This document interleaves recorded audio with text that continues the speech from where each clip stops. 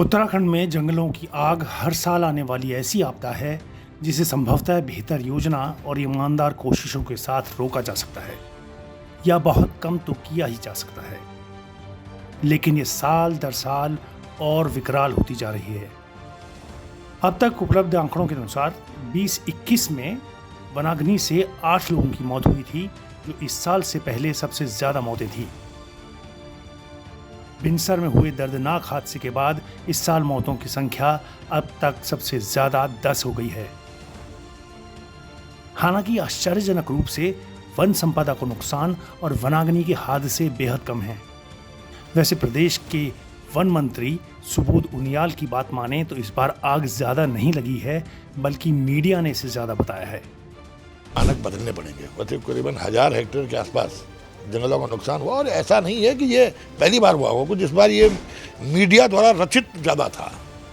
One मंत्री ने वनाग्नि से हुए नुकसान को लेकर यह भी कहा कि मानक बदलने की आवश्यकता है। नुकसान का आकलन तो मैंने खुद ही कहा है कि इसमें हमें मानक बदलने पड़ेंगे। मतलब करीबन 1000 हेक्टेयर के आसपास जंगलों का नुकसान हुआ, और ऐसा नहीं है कि ये पहली बार हुआ वन मंत्री के बाइट कुछ दिन पुरानी है। वैसे वन विभाग की माने तो 18 जून तक इस फायर सीजन में वनाग्नि के कुल 1265 मामले दर्ज हुए हैं और नुकसान महज 1737.72 हेक्टेयर का हुआ है, जो 2021 के 3425.60 हेक्टेयर के मुकाबले लगभग आधा है। इन आंकड़ों पर यकीन करने का मन नहीं होता।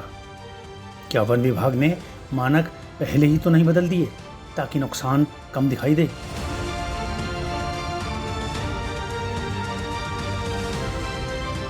पहाड़ के एक सक्रिय पत्रकार ने ढूंगा.in को बताया था कि वन विभाग आधे हेक्टेयर से कम के वन क्षेत्र में लगी आग को दर्ज नहीं कर रहा है। हालांकि ढूंगा टीम स्वतंत्र रूप से इसकी पुष्टि नहीं कर पाई है, लेकिन सवाल तो उठते ही हैं कि जब इतनी ज्यादा और भयावह आग लगी हुई है, नजर आ रही है, तो वो आंकड़ों में दर्ज क्यों नहीं हो रही? वन विभाग कुछ करता दिखना चाहता है, इसलिए बिनसर के हादसे के बाद मुख्य संरक्षक कुमाऊं रेंज को देहरादून हेड ऑफिस में अटैच कर दिया गया और 2 IFS को निलंबित कर दिया गया। वन मंत्री का कहना है कि किसी भी जिम्मेदार अधिकारी को बख्शा नहीं जाएगा, चाहे वो कितना ही बड़ा क्यों ना हो। लेकिन वन मंत्री अपनी जिम्मेदारी स्वीकार करने को तैयार नहीं हैं।